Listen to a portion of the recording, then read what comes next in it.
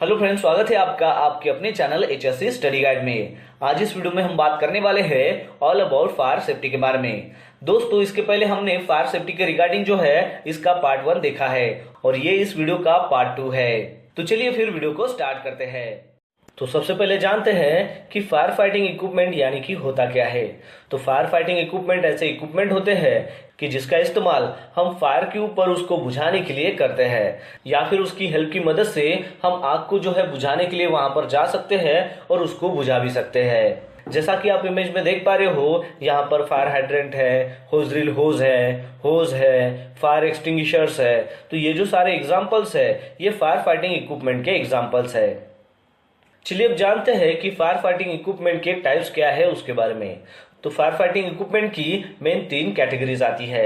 सबसे पहला है मोबाइल फायर फाइटिंग इक्विपमेंट, दूसरा है पोर्टेबल फायर फाइटिंग इक्विपमेंट और तीसरा है फिक्स फायर फाइटिंग इक्विपमेंट। अब इसको थोड़ा डिटेल में जानते हैं। तो सबसे पहले जानते हैं मोबाइल फायर फाइटिंग इक्विपमेंट के बारे में। तो मोबाइल फायर फाइटिंग इक्विपमेंट यानी कि एक ऐसी व्हीकल होती है जिसमें फायर फाइटिंग इक्विपमेंट को जो है वो कस्टमाइज किया जाता है। जैसा कि आप इमेज में देख पा रहे हो कि यहाँ पर जो है बहुत सारे फायर फाइटिंग जो इक्विपमेंट है वो व्हीकल के अंदर में जो है यहाँ पर रखे गए हैं और इस फायर फाइटिंग इक्विपमेंट को व्हीकल के माध्यम से एक जगह से दूसरी जगह मोबाइल किया जाता है, लेके जा सकते हैं। तो इसमें आता है fire hoses, foam and nozzles. अब फायर होजेस में डिफरेंट टाइप के होज इसमें आते हैं, जैसे कि सप्लाई होज हो गया, बूस्टर होज हो गया, स्पेयर होजेस हो गए, एक्सेट्रा। फायर लैडर्स इसमें आती है, स्काबा इक्विपमेंट आता है, फायर फाइटिंग प्रोटेक्टिव क्लोथिंग भी इसमें आती है, अदर फायर अपैरेटस इक्विपमेंट भी इसमें आते हैं, जैसे कि रेडियोज हो गया, हैंडलाइट हो गया, बॉक्स लाइट हो गया, पोर्टेबल लाइट जनरेटर्स हो गए, हैंड टूल्स हो गए, पावर टूल्स हो गए, पॉजिटिव प्रेशर फैंस हो गए, रोप्स हो गए, कॉर्ड्स हो गए, वाटर सप्लाई हो गया, वाटर एक्सटिंग्विशर हो गया, ड्राई केमिकल फायर सप्रेशन हो गया, एक्स हो गया, पाइप पोल्स हो गया, ट्रैफिक वेस्ट हो गए, कोन्स हो गए और तार्स हो गए। तो ये जो सारे फायर फाइटिंग इक्विपमेंट है ये एक व्हीकल के अंदर जो है वो कस्टमाइज किया जाता है। फिर उसके बाद है पोर्टेबल फायर फाइटिंग इक्विपमेंट्स। तो इस पोर्टेबल फायर फाइटिंग इक्विपमेंट्स में जो है जो छोटे वाले फायर इक्विपमेंट्स होते हैं वो इसमें आते हैं, जैसे कि एग्जांपल के तौर पर फायर एक्सटिंग्विशर्स हो गया, फायर बकेट हो गया, फायर होज हो गया, फायर रेजिस्टेंस क्लोथिंग या फिर ग्लोव्स हो गए, रेस्पिरेटरी सिस्टम यानी कि स्काबा हो गया और कम्युनिकेशन इक्विपमेंट्स भी इसमें आते हैं। अब इस फायर फाइटिंग इक्विपमेंट को पोर्टेबल फायर फाइटिंग इक्विपमेंट्स इसलिए कहा जाता है ताकि हम इसको इजीली अपने हाथ से उठाकर जो है इसका यूज कर सकते हैं, इसको हैंडल कर सकते हैं। और सेम इसमें से जो कुछ फायर फाइटिंग इक्विपमेंट्स है ये हमने मोबाइल फायर फाइटिंग इक्विपमेंट्स में भी देखे हैं, लेकिन वहां पर जो है ये फायर फाइटिंग इक्विपमेंट्स जो है एक व्हीकल में इंस्टॉल किए जाते हैं, वहां पर कस्टमाइज होते हैं। और पोर्टेबल फायर फाइटिंग इक्विपमेंट में क्या होता है कि ये जो इक्विपमेंट्स है ये सेपरेटली जो है हम हमारे साइड पर इस्तेमाल करते हैं आग को बुझाने के लिए। तो ये चीजें आपको समझनी है। चलिए अब जानते हैं तीसरे फायर फाइटिंग इक्विपमेंट्स के बारे में, जिसका नाम है फिक्स फायर फाइटिंग इक्विपमेंट। अब इसका नाम ही है फिक्स फायर फाइटिंग इक्विपमेंट, यानी कि ये जो फायर फाइटिंग इक्विपमेंट है ये एक जगह पर फिक्स किए जाते हैं। एग्जांपल के तौर पर जैसे कि फायर हाइड्रेंट हो गया, फायर स्प्रिंकलर सिस्टम हो गया, होज ड्रिल होज हो गया, फायर अलार्म्स हो गया, एक्सेट्रा। तो ये जो फायर फाइटिंग इक्विपमेंट्स है इसको एक जगह पर फिक्स किया जाता है, इसलिए इसको इसमें कैटेगराइज किया गया है। है कि फायर हाइड्रेंट यानी कि होता क्या है उसके बारे में। तो फायर हाइड्रेंट जो है ये एक विजिबल कनेक्शन पॉइंट होता है जिसको एक डिफाइंड लोकेशंस में प्लेस किया जाता है फायर फाइटर्स के लिए, ताकि वहां से जो है वाटर सप्लाई जो है वो ले सके। फायर हाइड्रेंट जो है वो सभी बिल्डिंग्स हो, पार्किंग एरियाज हो, रोड साइड्स हो, माइंस हो या फिर इंडस्ट्रियल एरियाज हो, तो वहां पर फायर हाइड्रेंट जो है वो होना काफी जरूरी होता है। और फायर हाइड्रेंट के साथ में वाटर सर्विस नेटवर्क का भी कनेक्शन होना चाहिए। फायर हाइड्रेंट को इसलिए डिजाइन किया गया है ताकि फायर फाइटर्स के लिए वहां पर रिक्वायर्ड जो वाटर है वो प्रोवाइड किया जा सके, क्योंकि फायर फाइटर्स जो है उनको फायर के साथ में फाइट करना होता है। तो इंस्टेंटली अगर उनको वाटर अगर सप्लाई मिल जाता है तो वो आग को अच्छे से बुझा सकते हैं। बेसिकली फायर हाइड्रेंट में एक पाइप होता है जिसके साथ में कंट्रोल ऑफ वॉल होते हैं, जिसके थ्रू जो है वाटर जो है वो फ्लो करता है वाटर का जो मेन है वहां से, ताकि आग को जो है वो बुझाया जा सके। चलिए अब जानते हैं फायर हाइड्रेंट के टाइप्स के बारे में। तो फायर हाइड्रेंट के मेनली 2 टाइप्स आते हैं। उसमें सबसे पहला है वेट हाइड्रेंट। और दूसरा आता है ड्राई हाइड्रेंट। तो सबसे पहले जानते हैं वेट हाइड्रेंट के बारे में। तो वेट हाइड्रेंट का जो इस्तेमाल है वो ज्यादातर ऐसे प्लेसेस में किया जाता है जहां पर वाटर जो है वो फ्रीजिंग ना हो, यानी कि वाटर को फ्रीज होना ऐसी प्रॉब्लम जहां पर क्रिएट ना हो, वैसे प्लेसेस में जो है वेट हाइड्रेंट का ज्यादातर इस्तेमाल किया जाता है। ऐसे टाइप के फायर हाइड्रेंट सिस्टम में जो है हाइड्रेंट का जो मेन सप्लाई का जो वाटर है वो सरफेस से काफी क्लोज होता है। चलिए अब जानते हैं ड्राई हाइड्रेंट के बारे में। तो ड्राई हाइड्रेंट सिस्टम में वाटर को स्टोर किया जाता है ग्राउंड के नीचे में, क्योंकि खास तौर से जो भी कोल्ड रीजन है वहां पर अर्थ का जो टेम्परेचर है वो ज्यादा होता है compare to cold environment temperature से। तो इसलिए वहां पर वाटर का फ्रीजिंग होने की जो पॉसिबिलिटी है वो वहां पर नहीं होती है, उसको वहां पर प्रिवेंट किया जाता है इस अरेंजमेंट से। जब ड्राई हाइड्रेंट सिस्टम की रिक्वायर होती है उसका इस्तेमाल करने के लिए, तब फायर फाइटर्स जो है वो हाइड्रेंट के ऊपर का टॉप का जो वॉल है उसको ओपन करते हैं और वहां पर होस को जो है वो एंगेज करते हैं, जिसकी वजह से क्या होता है कि हाइड्रेंट के अंदर का जो ड्रेन वॉल है वो वहां पर ओपन हो जाता है। इसकी वजह से ये अलाउ करता है उस वाटर को बाहर निकलने में, जिसका इस्तेमाल फिर फायर फाइटर जो है वो आग के अगेंस्ट में करते हैं। चलिए अब जानते हैं कि वेट हाइड्रेंट और ड्राई हाइड्रेंट में क्या डिफरेंस है उसके बारे में। तो वेट हाइड्रेंट का जो इस्तेमाल है वो ऐसी जगह पर किया जाता है जहां पर वाटर जो है वो फ्रीजिंग ना हो, यानी कि वाटर फ्रीजिंग का जो इश्यूज है वो वहां पर ना हो। तो ऐसे प्लेसेस में जो है वेट हाइड्रेंट का इस्तेमाल किया जाता है। लेकिन ड्राई हाइड्रेंट का जो इस्तेमाल है वो कोल्ड रीजन में किया जाता है, जहां पर टेम्परेचर जो है वो वाटर फ्रीजिंग जो टेम्परेचर है उसके रूटीन में वहां पर उसके नीचे में ड्रॉप होता है। वेट हाइड्रेंट का जो डिजाइन है उसमें क्या होता है कि वाटर जो है वो ग्राउंड के अबव में वहां पर प्लेस किया जाता है। लेकिन ड्राई हाइड्रेंट में क्या होता है कि इसको डिजाइन किया जाता है ग्राउंड के नीचे में, क्योंकि वहां पर वाटर जो है वो फ्रीजिंग ना हो उसको प्रिवेंट करने के लिए। वेट हाइड्रेंट जो है वो काफी इजियर है कंस्ट्रक्ट करने के लिए और वो काफी चीप भी है। लेकिन ड्राई हाइड्रेंट जो है वो काफी कॉस्टली है और डिफिकल्ट होता है कंस्ट्रक्ट करने के लिए। वेट हाइड्रेंट का जो मेंटेनेंस है वो काफी इजियर होता है, क्योंकि वहां पर इजी एक्सेस मिल जाता है। लेकिन अगर हम वेट हाइड्रेंट को कंपैरिजन अगर करते हैं ड्राई हाइड्रेंट से, तो ड्राई हाइड्रेंट का जो मेंटेनेंस है वो कंपैरेटिवली काफी डिफिकल्ट होता है। तो इस प्रकार ये दोनों में ये मेन डिफरेंस होता है।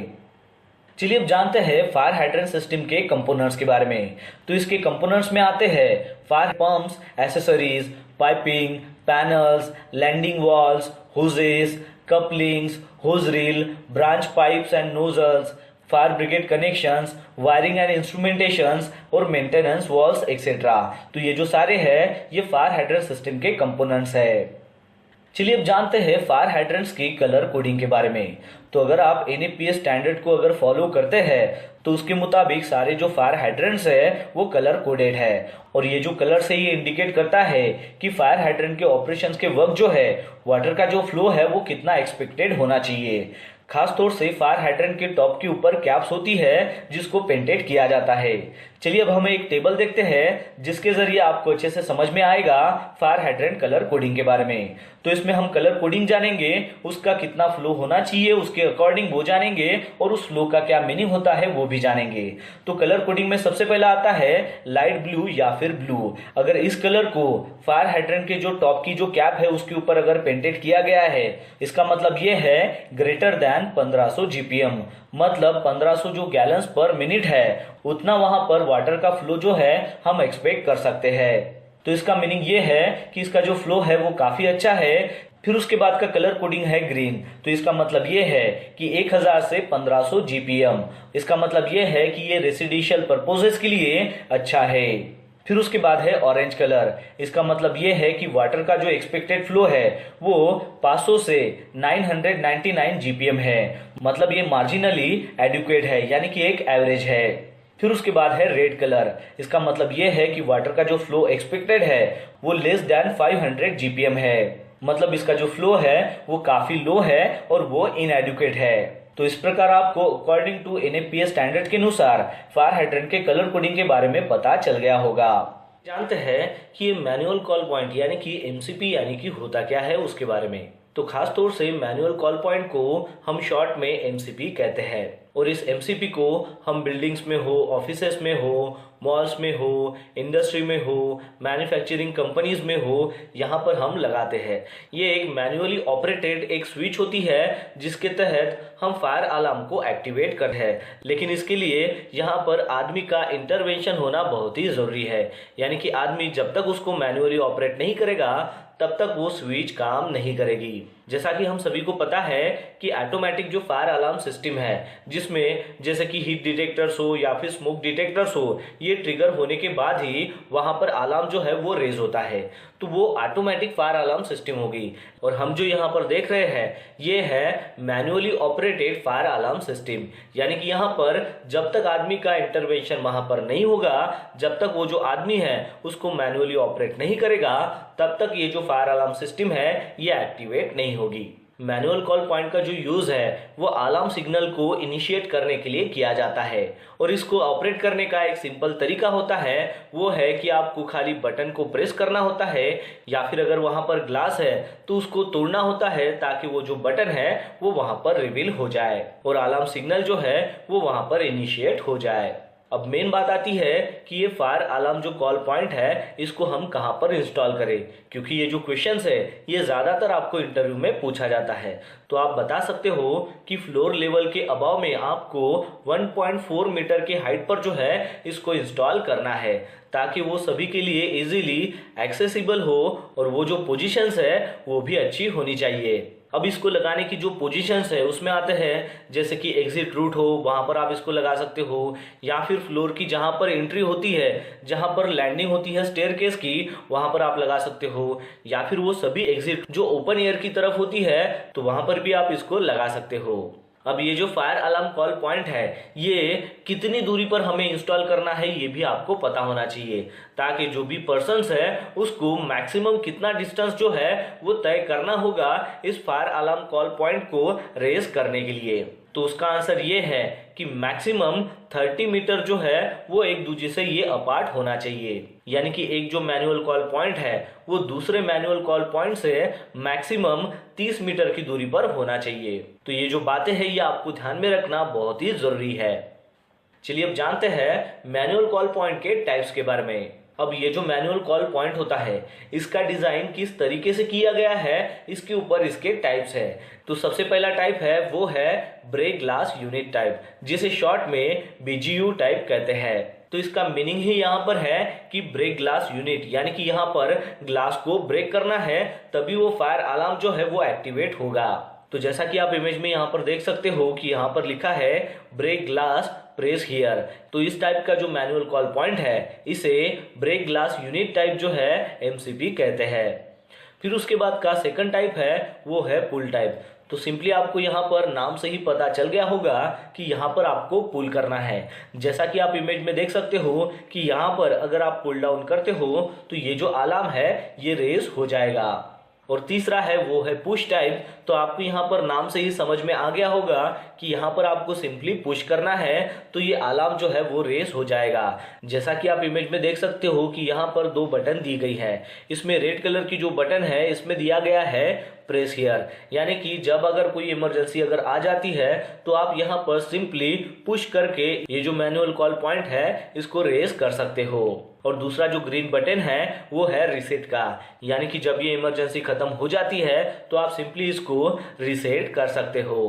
तो इस प्रकार मैनुअल कॉल पॉइंट के ये 3 टाइप्स आते हैं।